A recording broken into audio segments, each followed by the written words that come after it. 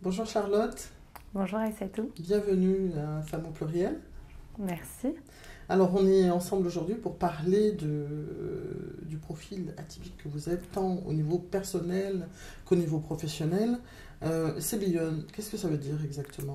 Alors c'est Beyond, donc c'est une contraction de mon prénom et de mon nom de famille, donc Charlotte Björklund. Et après en fait, au lieu d'utiliser mon nom de famille, j'ai utilisé le terme Beyond, qui donc en français veut dire l'infini, au-delà. Et en fait c'est exactement l'expression que je voulais donner à mon entreprise. D'accord. C'est-à-dire un mélange de moi, Oui. Charlotte, avec une idée de projets qui ne sont pas adressés qu'à un seul secteur d'activité, Oui. mais à plein de différents secteurs d'activité et différents projets. D'accord. Une activité qui s'adresse à tout secteur d'activité et qui peut refléter votre aspect intérieur et extérieur. Voilà, exactement. D'accord, qui soit à votre image. Tout à fait. Alors, on dit de vous que vous êtes une globe-trotteuse en constante recherche de découverte pour nourrir votre soif d'apprendre, que vous parlez 4 langues, anglais, français, suédois, italien, c'est ça? Tout à fait. D'accord. Et en fait, je voudrais savoir comment vous est venue l'idée de créer cette entreprise et quel a été votre parcours jusqu'à présent? Je pense que j'ai déjà en fait eu la chance de toujours être entourée de gens qui n'ont jamais eu peur. Mon père et mes parents sont très vite partis de la Suède quand ils étaient jeunes pour tous les deux créer leurs propres entreprises. Et donc déjà ça, je pense que ça, en fait, ça vous grandissez avec cette ouverture d'esprit et cette possibilité aussi d'y croire et d'essayer. Et donc du coup, voilà, j'ai commencé, donc après mon bac, j'ai fait des études dans une école de marketing et management dans la mode. Oui. Et à la fin de ces études-là, j'ai eu la chance de rentrer dans un bureau de recherche de tendance, qui est le bureau de recherche de tendance de Lidwige et Delcourt, donc Trend Union, qui est voilà, le bureau de recherche de tendance le plus connu et le plus réputé dans le monde entier. Et ma deuxième grande chance, c'est que justement donc Lee Delcourt m'a tout de suite pris sous son aile Oui. et donc m'a confié le poste pendant un peu plus de 4 ans d'être son assistante. Alors, Donc, vous faisiez quoi son bras concrètement droit. avec elle? Qu'est-ce que vous avez appris? Quels sont les... Concrètement, en fait, je l'assistais dans tout et surtout je voyageais constamment avec elle. Donc presque tous les 6 mois, on faisait tous les pays. On allait voilà, tous les pays d'Europe et après on allait également en Asie et en Amérique. Et donc en fait ce qui se passait c'est qu'on allait dans ces pays, on faisait des conférences de tendance donc justement aux clients de Trend Union en leur expliquant les tendances à venir. Mais également on prenait beaucoup de temps justement à étudier le comportement des consommateurs dans chaque pays, aussi à voir quelles sont les nouvelles tendances qui se développent dans les pays et à essayer de comprendre aussi si ces tendances allaient venir s'impliquer ou s'implanter dans d'autres pays. D'accord. Parce qu'en fait, ce qui est très important à comprendre avec les tendances, c'est qu'en fait, ce sont des tendances qui existent déjà. Mais qu'il faut juste, en fait, là où Lee est extraordinaire, c'est qu'en fait, elle arrive à capter ces tendances pour pouvoir après voir la capacité d'évolution de ces tendances et surtout aussi ce que ça va faire d'une manière sociétale, d'une manière politique, d'une manière économique. Et après cette information-là, elle la développe et elle le vend justement à ses clients. Et donc du coup, moi j'ai eu l'opportunité en fait d'assister à ça pendant donc 8 saisons, parce que donc chaque 6 mois c'est une nouvelle saison. Pendant 8 saisons, d'être aux côtés d'une femme qui a justement une soif d'apprendre et qui a aussi une ouverture d'esprit et qui s'intéresse à tout et qui voit tout et qui s'interroge sur tout et surtout qui voyait en moi un potentiel.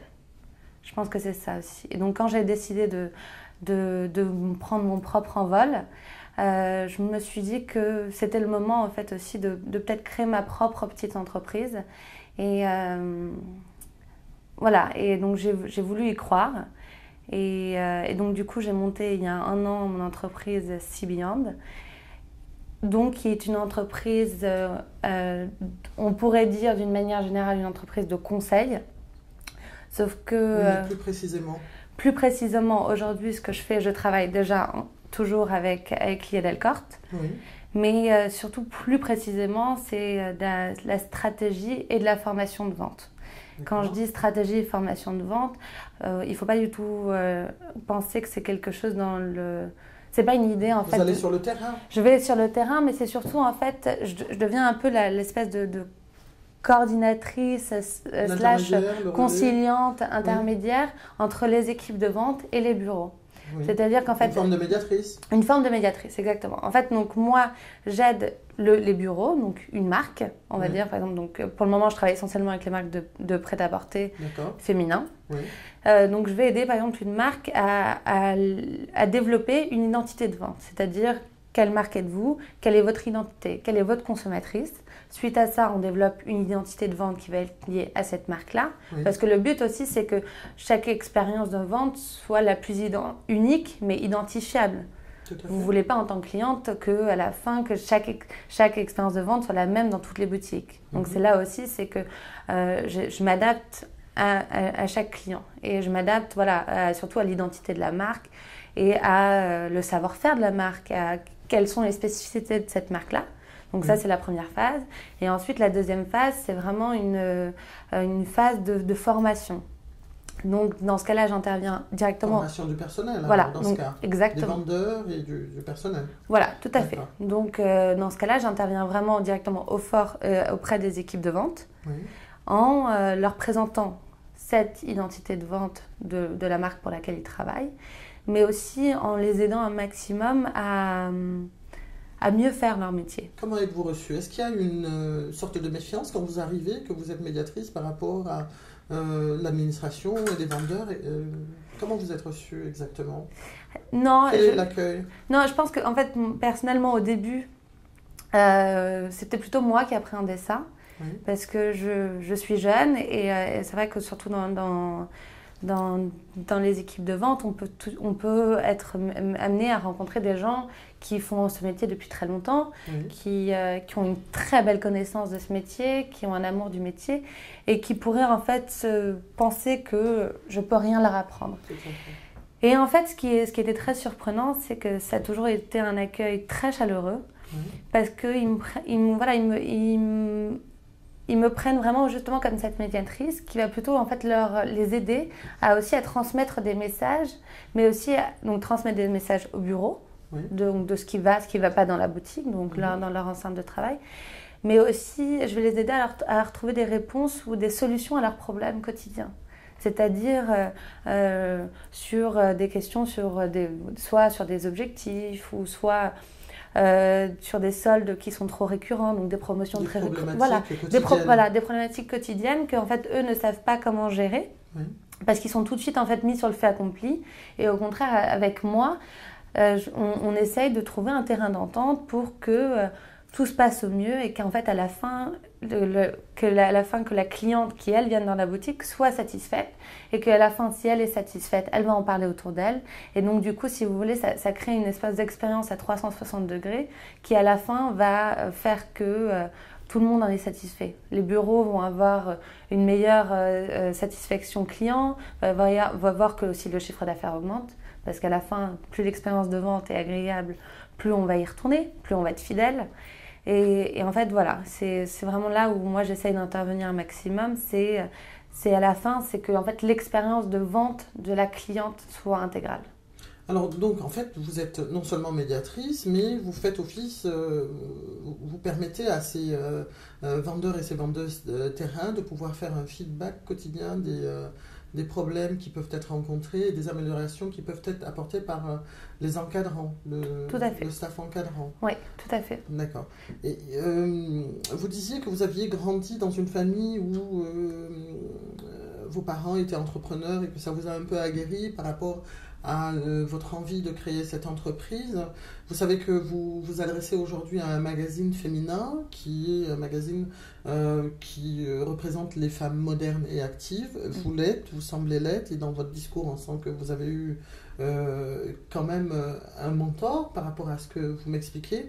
Quel est le message que vous pouvez justement adresser aux femmes modernes et actives qui sont nos lectrices chez Femmes Plurielles, Qu'est-ce que vous pouvez leur dire par rapport à cette peur de s'engager dans une création d'entreprise? Justement, de ne pas avoir peur. Je me souviens avec Lee, justement, on avait fait un projet et c'était sur en fait l'impact du digital sur les consommateurs. Et en fait, la dernière phrase que Lee avait fait dans son projet, qu'elle avait mis dans son projet, c'était "The sky is the limit". Donc le ciel est la limite. Et en fait, c'est exactement ça. Et je pense que c'est vraiment, c'est de là où en fait il faut sortir de cette espèce de cycle dans lequel la société nous pousse. Et en fait, se dire que tout est possible aujourd'hui. Parce que l'avantage, et on le voit même, je veux dire, avec la réussite, avec des blogueuses, etc., c'est que en fait, il suffit juste d'y croire. Et à partir du moment où on y croit, on se donne les moyens d'y arriver. Et voilà. Et je pense ne pas toujours chercher des excuses, oui, et juste d'essayer.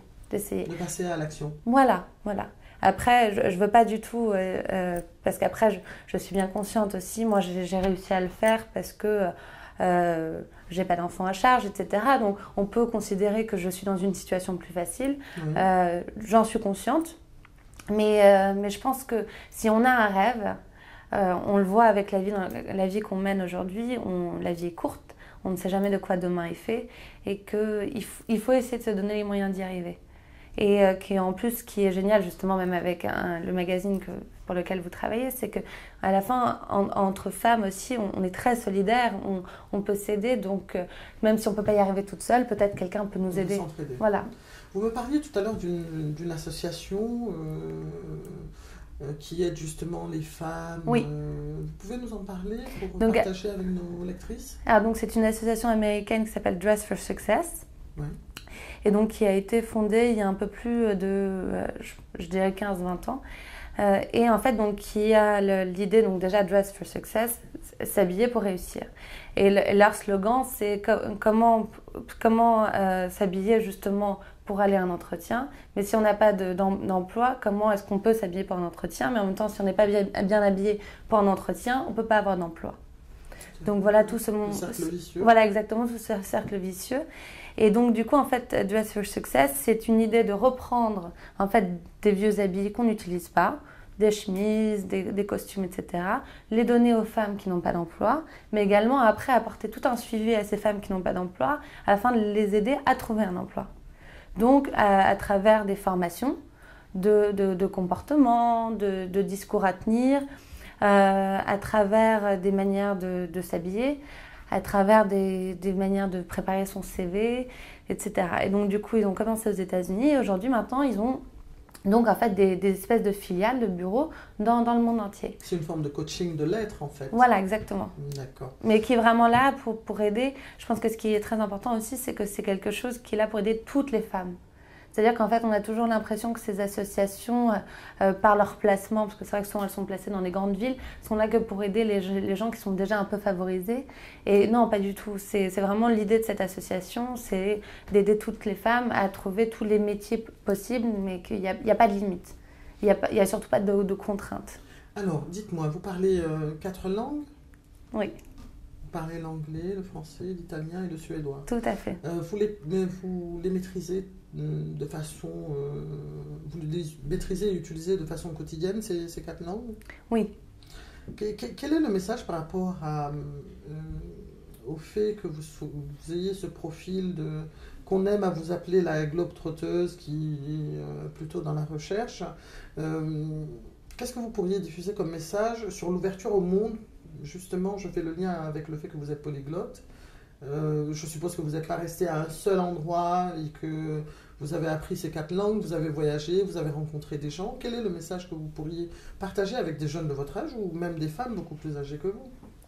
Déjà que, effectivement, on est dans une société où on est amené à voyager plus facilement. Si on compare à quelques années, aujourd'hui, on peut, en plus maintenant les moyens de voyage, je veux dire les compagnies low cost, on peut très vite prendre du jour au lendemain un vol pour aller, je ne sais pas, à Milan, à Barcelone, sans que ça nous coûte les prix que c'était auparavant. Mais aussi, je pense, cette ouverture d'esprit. Et voilà, d'être curieux et qu'à la fin, par exemple, une langue comme l'anglais, c'est une langue c'est impératif de maîtriser cette langue aujourd'hui. parce que ça nous ouvre des portes. Et en fait, de se fermer à des langues, c'est se fermer à des cultures et c'est se fermer des portes. Encore une fois, j'ai eu la chance dans le sens où je suis suédoise. Donc, en Suède, l'anglais est impératif. D'accord. Voilà, un exemple que je rabâche toujours, mais c'est que tous les films américains ou les séries américaines sur la télé suédoise ne sont pas traduits, mais seulement sous-titrés. En version originale. Donc, exactement. Donc c'est vrai que ça fait de l'entraînement. Voilà, et ça vous facilite la pratique d'autres langues, mais ça vous ouvre aussi cet esprit. Et après, voilà, la Suède étant un pays qui est petit, oui. on s'ouvre aussi vers d'autres pays parce qu'on sait qu'il y a tellement de choses à apprendre. Et je pense que c'est ça, en fait, profiter en fait, de l'ouverture du monde aujourd'hui, profiter des échanges qu'il y a entre écoles aussi, c'est ça qui est sublime. Une école de commerce a maintenant des échanges avec une école à Shanghai ou à Barcelone. Je veux dire, on a des moyens aujourd'hui qui n'existaient pas du tout auparavant. Et ça peut faire peur parce que c'est justement sortir un petit peu de sa vie qui est bien cadrée, de sa petite routine. Mais je pense qu'en fait, il ne faut pas avoir peur de ça parce qu'en fait, au contraire, cette petite folie va vous ouvrir d'autres portes. Et je pense que ça, c'est vraiment le message à retenir. Merci beaucoup. Merci.